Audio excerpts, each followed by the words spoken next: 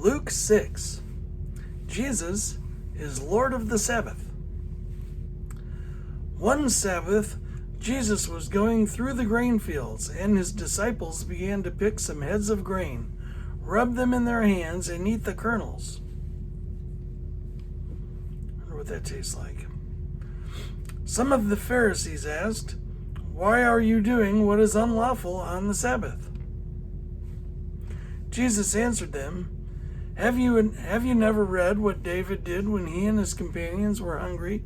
He entered the house of God, and taking the consecrated bread, he ate what is lawful only for priests to eat, and he also gave some to his companions. Then Jesus said to them, The Son of Man is Lord of the Sabbath.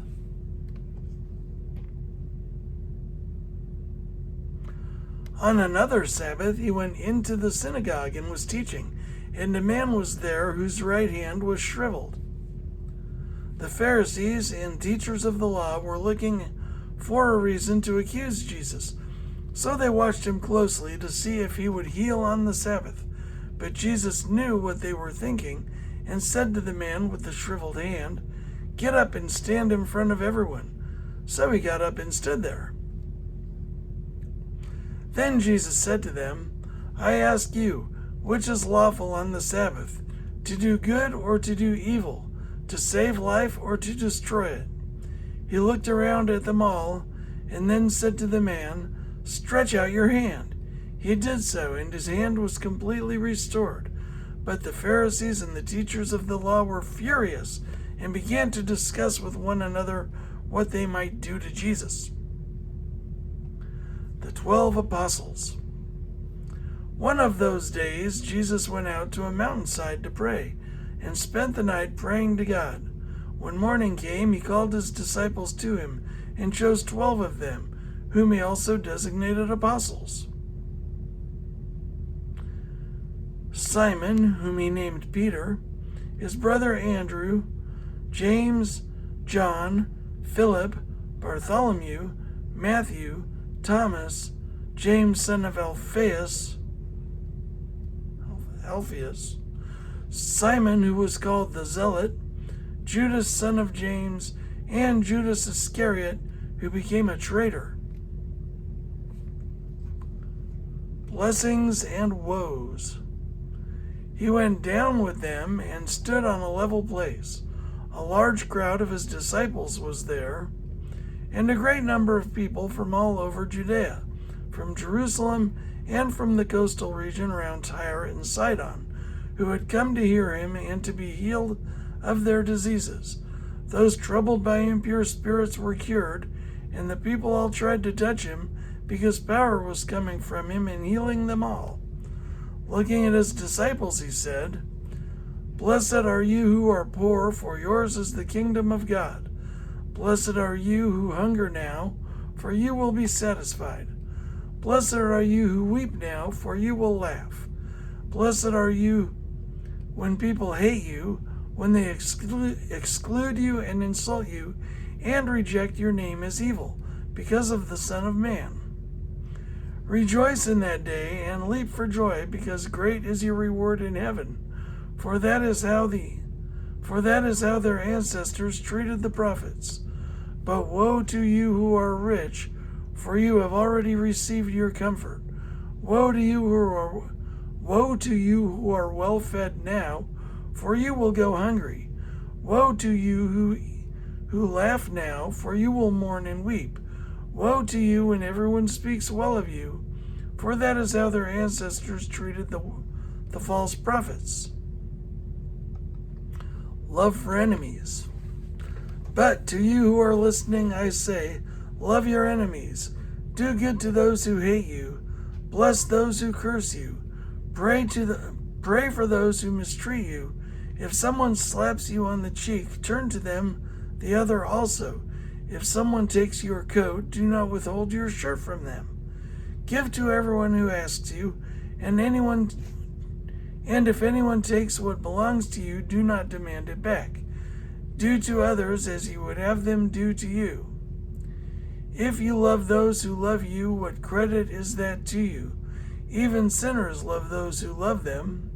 even sinners love those who love them. And if you do good to those who are good to you, what credit is that to you? Even sinners do that. And if you lend to those from whom you expect repayment, what credit is that to you? Even sinners lend to sinners, expecting to be repaid in full. But love your enemies, do good to them, and lend to them without expecting to get anything back. Then your reward will be great, and you will be children of the Most High, because He is kind to the ungrateful and wicked. Be merciful just as your Father is merciful.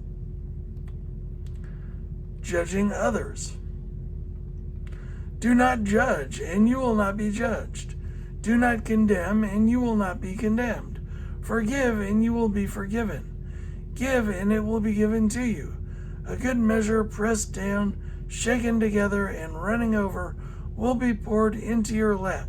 For with the measure you use, it will be measured to you.